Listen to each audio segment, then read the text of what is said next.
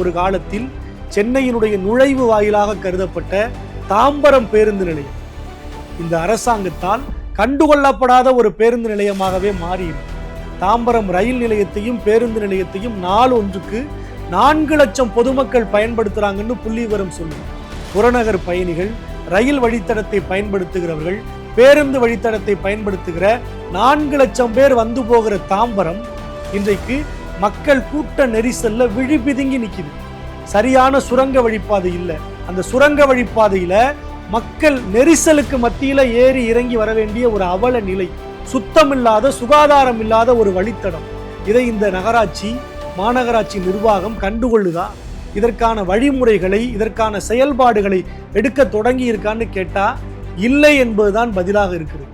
சரி, பேருந்து போக்குவரத்துல தான் இவ்வளவு சிக்கல் இருக்கு அப்படின்னு பார்த்தோம்னா, மெட்ரோ என்கிற ஒரு அற்புதமான கனவு திட்டம், அதன் 2வது கட்ட பணிகளை இந்த ஆண்டு அங்க முடிச்சிருவோம் அப்படின்னு சொல்லி எந்த விதமான நம்பிக்கையும் கொடுக்காம இந்த அரசாங்கம் தொடங்குச்சு. ஆட்சிக்கு வந்து 4 ஆண்டுகள் ஆயிருச்சு. எப்ப சார் மெட்ரோவுடைய 2ஆம் கட்ட பணிகள் முடியும்னு கேட்டா 2028 தான் முடியும், அதையும் உறுதியா சொல்ல முடியாது, உத்தேசமா தான் சொல்றோம்னு சொல்றாங்க. இந்த 2ஆம் கட்ட மெட்ரோ பணி எல்லா இடங்களிலும் நடக்கிறதுனால ஏராளமான போக்குவரத்து நெரிசல் இருக்கு.